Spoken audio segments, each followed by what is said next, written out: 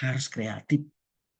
Artinya mencari dan meminta masukan dari berbagai sumber, jangan hanya dari satu sumber, saudara. Ya, yang ke-19, pengalaman dalam hal bertanggung jawab. Artinya apa?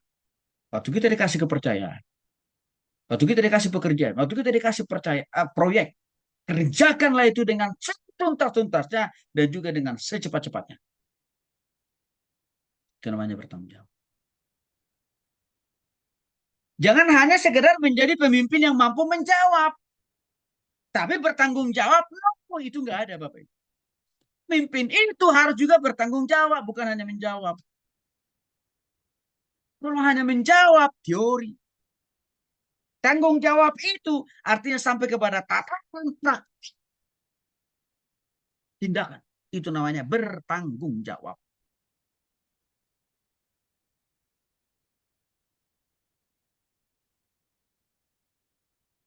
Pertanggungjawaban kita yang pertama kepada siapa? Kepada Tuhan tentunya. Yang kedua kepada organisasi. Yang ketiga kepada orang yang memimpin kita.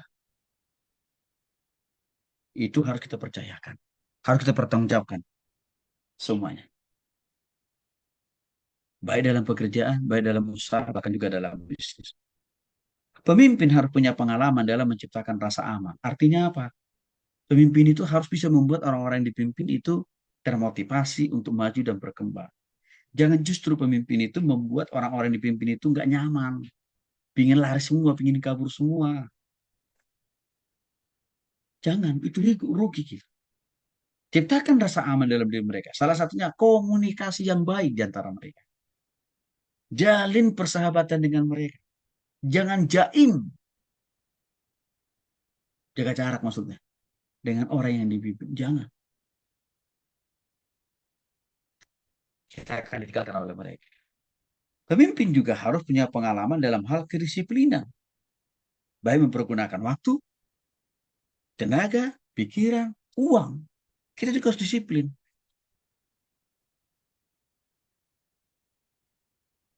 Termasuk juga mengikuti perkuliahan ini, saudara. Kita harus disiplin juga lah. Karena itu juga bagian daripada apa? Penambahan pengalaman buat kita. Sudah termasuk pengalaman dalam pelayanan harus juga kita punya. Maka waktu kita dikasih kesempatan melayani, jangan menolak Bapak Ibu.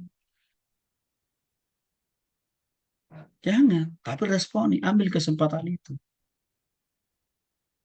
Karena kalau kita menolak, kapan kita bisa punya pengalaman? Mencari pengalaman itu gak gampang Bapak Ibu. Karena tidak setiap orang bisa berikan kita punya pengalaman. Maka kalau kita dikasih kesempatan supaya punya pengalaman, ambil pengalaman itu. Dan kita juga harus punya pengalaman untuk belajar dan diajar. Salah satu contohnya apa? Waktu saudara mengikuti proses perkuliahan ini, saudara sedang ada dalam proses pengalaman belajar kan dan diajar. Hasil akhirnya nanti apa? Saudara akan dipercaya Tuhan juga untuk mengajar orang lain. Semua. Sebelum saya mengajar saudara, saya sudah terlebih dahulu menyediakan hati, pikiran, tenaga saya untuk diajar oleh banyak guru dan dosen-dosen saya. Itu sudah pasti. Dan saya setia dan konsisten mengikuti semua aturan yang mereka buat. Hasil akhirnya Tuhan bilang, oke, waktunya kamu sekarang mengajar orang. Karena kamu sudah punya pengalaman untuk diajar dan dibimbing orang. Waktunya kamu sekarang mengajar orang. Jadi kalau kita mau dipakai Tuhan, diangkat oleh Tuhan untuk mengajar orang, membimbing orang, memimpin orang, kita juga harus mau dipimpin Bapak Ibu. Kita juga harus mau diajar.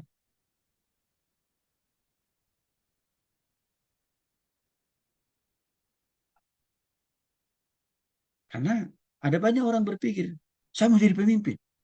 Tapi dipimpin aja susah. Untuk dipimpin aja selalu protes terus. Nggak mungkin. Karena kepemimpinan itu harus dimulai dulu dari dipimpin. Ya. Hmm. Jadi kalau kita saat ini misalkan dipimpin menjadi karyawan dulu, nggak apa-apa ikutin aja dulu. Lakukan aja dulu tanggung jawab kita sebagai karyawan, sebagai bawah. Waktu kita setia di situ, Tuhan akan kasih kesempatan nanti saudara untuk jadi pemimpin kok. Mungkin hari ini kita hanya dikasih kesempatan untuk apa? Mimpin Komsel, Bapak Ibu. Apa? Tuhan sedang membentuk kita menjadi pemimpin di kelompok kecil. Waktu kita setia di situ, Tuhan akan kasih kesempatan lagi. Nanti bagi kita diangkat untuk apa? Memimpin dalam kelompok besar. Ya, kita juga sudah pengalaman dalam hubungan dengan orang lain. Contoh, Nehemia jadi pemimpin dalam membangun kembali tembok Yerusalem. Sebelumnya ia membangun dulu hubungan pribadi dengan orang-orang Israel. Dia tidak langsung perintah-perintah, enggak. Dia bangun komunikasi dulu. Dia berteman dulu. Dia kenali dulu satu persatu nama mereka, potensi mereka, kelebihan mereka. Itu bukan oleh Nehemia. Sehingga waktu Nehemia sudah semakin dekat dengan mereka, maka ini mereka katakan, ayo saudara, kita harus kembali membangun tembok Yerusalem. Mereka katakan, siap, siap, siap, siap. Kenapa banyak pemimpin tidak langsung otomatis didengar oleh anak buahnya? Karena pemimpin tidak pernah membangun komunikasi, persahabatan, pertemanan dengan orang yang diikuti. Itu masalah. Apalagi dalam konteks pelayanan Bapak Ibu. Kita nggak boleh pakai gaya kepemimpinan alat di tentara dan polisi dalam pelayanan. Nggak bisa. Bahkan di dalam dunia usaha dan bisnis sekalipun, kita tidak boleh memakai prinsip itu 100% di dalam pelayanan. Nggak bisa. Kenapa? Kalau orang di dalam dunia perusahaan bisnis, orang itu mau kita pimpin. Karena dia tahu dia pasti dapat gaji kan. Kalau nggak nurut, kita pecat. Down. Yang lebih banyak dipakai di dalam dunia militer. Bahkan juga di dunia usaha bisnis. Tapi dunia pelayanan nggak bisa selalu kita pakai sistem top down. Nggak bisa. Karena itu akan berpotensi. Jemaat itu lari. Karena mereka akan menganggap, oleh saya nggak hidup dari lo. Saya nggak juga nggak dapat apa-apa dari gereja ini. Bahkan saya kasih persembahan supaya Bapak Ibu Pendeta hidup. Mereka nggak boleh selalu top down. Maka perlu kita pakai gaya kepemimpinan dipakai oleh Nehemia. Bangun hubungan dengan mereka. Bimbing dulu mereka. Layani dulu mereka. Perhatikan dulu mereka. Ya, itu harus kita bedakan dalam konteks kepemimpinan di dunia sekuler dan juga dalam kepemimpinan uh, ya. Pengalaman menghasilkan sesuatu. Kepemimpinan itu harus punya dampak, Bapak Ibu. Harus punya dampak. Harus punya output. Harus punya hasil. Memang dalam dunia pelayanan, bukan uang yang mau kita hasilkan. Bukan, tapi jiwa-jiwa baru. Pertobatan, pembaharuan. Itu kan Bapak Ibu. Itu yang kita hasilkan. Saya ambil contoh. Ketika Daud mengalahkan Goliat, ya, sehingga Daud mengungguli Saul, apa yang terjadi? Rakyat berduyung-duyung mengajukan dan meminta supaya Daudlah menjadi pemimpin mereka. Ini contoh. Pemimpin itu harus punya target, harus punya dampak. Bukan hanya untuk diri kita sendiri, tapi juga untuk orang-orang kita pilih. Yang ke-27 pengalaman menjadi teladan, baik dalam perkataan, tindakan, dan perbuatan. Kenapa Mahatma Gandhi, Perdana Menteri India, gagal menjadi orang percaya kepada Yesus? Karena waktu itu dia bertemu orang-orang Kristen di hari Minggu. Dia mau ikut ibadah di gereja. Tetapi orang-orang Kristen di gereja itu menolak dia untuk masuk ke dalam gereja. Karena apa? Ketakutan. Ini kan orang Hindu. Nanti kalau dia ikut ibadah, Pak bikin masalah. Padahal Mahatma Gandhi tidak ada motif mau bikin huru hara di gereja waktu dia datang ke gereja di India waktu itu. Dia rindu mau mendengarkan suara Tuhan. Dia rindu mau mendengar melihat orang-orang Kristen menyembah Tuhan. Artinya apa? Dia rindu mau percaya kepada Yesus kan. Tapi hanya gara-gara orang Kristen, orang-orang melayani gereja pada waktu itu menolak dia. Akhirnya Mahatma Gandhi tidak jadi menjadi orang Kristen. Teresa, kita tahu ini banyak menolong orang yang kesulitan secara ekonomi, secara finansial. Namanya dikenang sepanjang masa Karena kenapa? Keteladanannya dan empatinya menolong orang yang susah. Kita harus cari teladan Bapak Ibu supaya tidak menjadi penghalang orang lain datang kepada Kristus lewat hidup kita. Tuhan memberkati.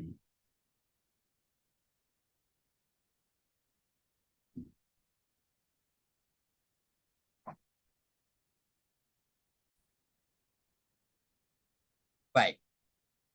Nah, topiknya pemimpin yang mau mengevaluasi diri dan memperbaiki diri sendiri. Kenapa saudara harus kreatif? Artinya mencari dan meminta masukan dari berbagai sumber, jangan hanya dari satu sumber, saudara. Ya, yang ke-19 pengalaman dalam hal bertanggung jawab. Artinya apa? Waktu kita dikasih kepercayaan, waktu kita dikasih pekerjaan, waktu kita dikasih proyek, kerjakanlah itu dengan setuntas-tuntasnya dan juga dengan secepat-cepatnya. Itu namanya bertanggung jawab. Jangan hanya sekedar menjadi pemimpin yang mampu menjawab, tapi bertanggung jawab, no, itu nggak ada Bapak Ibu. Pemimpin itu harus juga bertanggung jawab, bukan hanya menjawab. Kalau hanya menjawab teori, tanggung jawab itu artinya sampai kepada tataran tindakan. Itu namanya bertanggung jawab.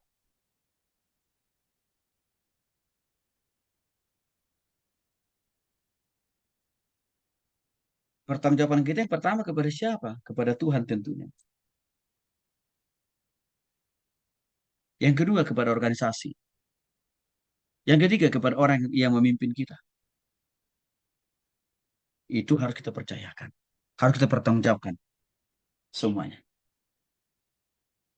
Baik dalam pekerjaan, baik dalam usaha, bahkan juga dalam bisnis. Pemimpin harus punya pengalaman dalam menciptakan rasa aman. Artinya apa? Pemimpin itu harus bisa membuat orang-orang yang dipimpin itu termotivasi untuk maju dan berkembang. Jangan justru pemimpin itu membuat orang-orang yang dipimpin itu nggak nyaman. Pingin lari semua, pingin kabur semua. Jangan, itu rugi kita. Ciptakan rasa aman dalam diri mereka. Salah satunya komunikasi yang baik di antara mereka. Jalin persahabatan dengan mereka. Jangan jaim, jaga jarak maksudnya, dengan orang yang dipimpin. Jangan. Kita akan ditinggalkan oleh mereka. Pemimpin juga harus punya pengalaman dalam hal kedisiplinan. Baik mempergunakan waktu, tenaga, pikiran, uang. Kita juga harus disiplin.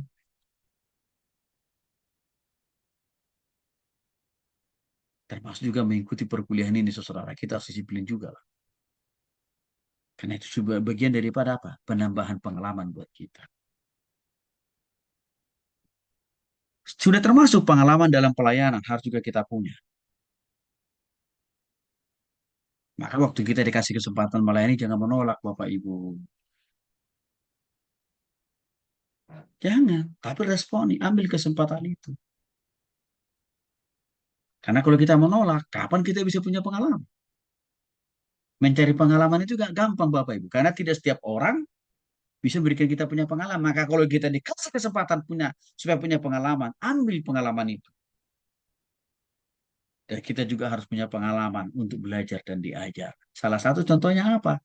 Waktu saudara mengikuti proses perkuliahan ini, saudara sedang ada dalam proses pengalaman belajar kan dan diajar. Hasil akhirnya nanti apa? Saudara akan dipercaya Tuhan juga untuk mengajar orang lain. Sama. Sebelum saya mengajar saudara, saya sudah terlebih dahulu menyediakan hati, pikiran, tenaga saya untuk diajar oleh banyak guru dan dosen-dosen saya. Itu udah pasti. Dan saya setia dan konsisten mengikuti semua aturan yang mereka buat. Hasil akhirnya Tuhan bilang, oke, waktunya kamu sekarang mengajar orang. Karena kamu sudah punya pengalaman untuk diajar dan dibimbing orang. Waktunya kamu sekarang mengajar orang. Jadi kalau kita mau dipakai Tuhan, diangkat oleh Tuhan untuk mengajar orang, membimbing orang, memimpin orang, kita juga harus mau dipimpin Bapak Ibu. Kita juga harus mau diajar.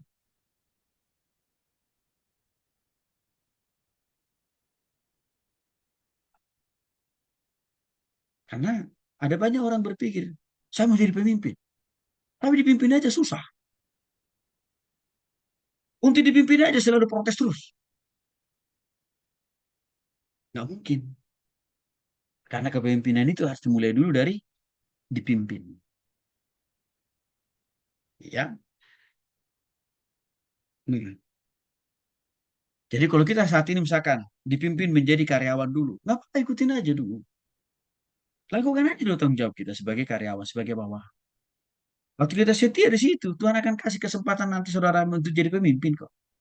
Mungkin hari ini kita hanya dikasih kesempatan untuk apa? Mimpin komsel Bapak. Nggak apa. Tuhan sedang membentuk kita menjadi pemimpin di kelompok kecil. Waktu kita setia di situ, Tuhan akan kasih kesempatan lagi. Nanti bagi kita diangkat untuk apa? Memimpin dalam kelompok besar. Ya, kita juga punya pengalaman dalam hubungan dengan orang lain. Contoh, Nehemia jadi pemimpin dalam membangun kembali tembok Yerusalem. Sebelumnya ia membangun dulu hubungan pribadi dengan orang-orang Israel. Dia tidak langsung perintah-perintah, enggak. Dia bangun komunikasi dulu. Dia berteman dulu. Dia kenali dulu satu persatu nama mereka, potensi mereka, kelebihan mereka. Itu bukan oleh Nehemia. Sehingga waktu Nehemia sudah semakin dekat dengan mereka, maka ini mereka katakan, ayo saudara, kita harus kembali membangun tembok Yerusalem. Mereka katakan, siap, siap, siap, siap. Kenapa banyak pemimpin tidak langsung otomatis didengar oleh anak buahnya? Karena pemimpin tidak pernah membangun komunikasi, persahabatan, pertemanan dengan orang yang dipimpin. Itu masalah. Apalagi dalam konteks pelayanan Bapak Ibu. Kita nggak boleh pakai gaya kepemimpinan alat di tentara dan polisi dalam pelayanan. Nggak bisa. Bahkan di dalam dunia usaha dan bisnis sekalipun, kita tidak boleh memakai prinsip itu 100% di dalam pelayanan. Nggak bisa. Kenapa? Kalau orang di dalam dunia perusahaan bisnis, orang itu mau kita pimpin karena dia tahu dia pasti dapat gaji kan. Kalau nggak nurut, kita pecat. Down. Yang lebih banyak dipakai di dalam dunia militer. Bahkan juga di dunia usaha bisnis. Tapi dunia pelayanan nggak bisa selalu kita pakai sistem top down. Nggak bisa. Karena itu akan berpotensi. Jemaat itu lari. Karena mereka akan menganggap, oleh saya nggak hidup dari lo. Saya nggak juga nggak dapat apa-apa dari gereja ini. Bahkan saya kasih persembahan supaya Bapak Ibu Pendeta hidup. Mereka nggak boleh selalu top down. Maka perlu kita pakai gaya kepemimpinan dipakai oleh Nehemia. Bangun hubungan dengan mereka. Bimbing dulu mereka. Layani dulu mereka. Perhatikan dulu mereka. Ya, itu harus kita bedakan dalam konteks kepemimpinan di dunia sekuler dan dalam kepemimpinan uh, ya. Pengalaman menghasilkan sesuatu. Kepemimpinan itu harus punya dampak, Bapak Ibu. Harus punya dampak. Harus punya output. Harus punya hasil. Memang dalam dunia pelayanan, bukan uang mau kita hasilkan. Bukan, tapi jiwa-jiwa baru.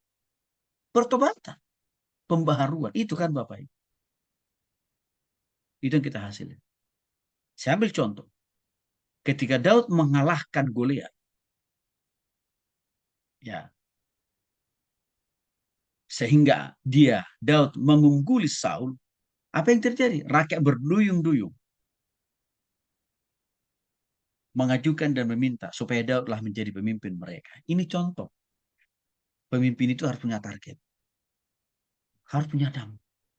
Bukan hanya untuk diri kita sendiri, tapi juga untuk orang-orang kita.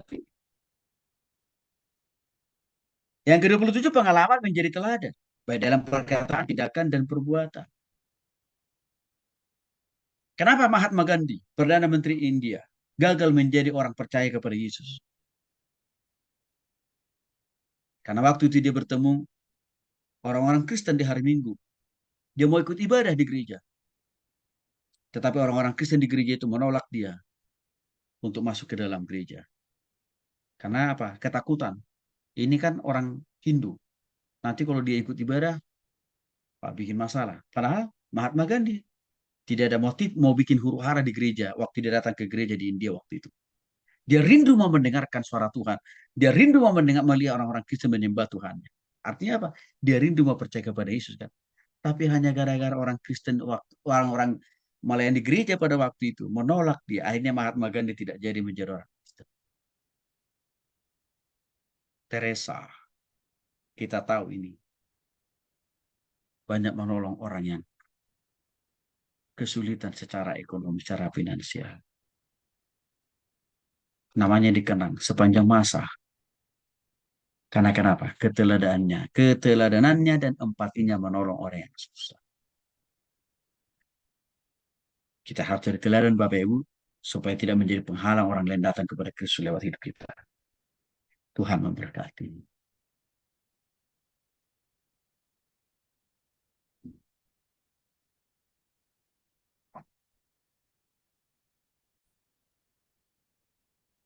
Baik. Nah, topiknya pemimpin yang mau mengevaluasi diri dan memperbaiki diri sendiri. Kenapa saudara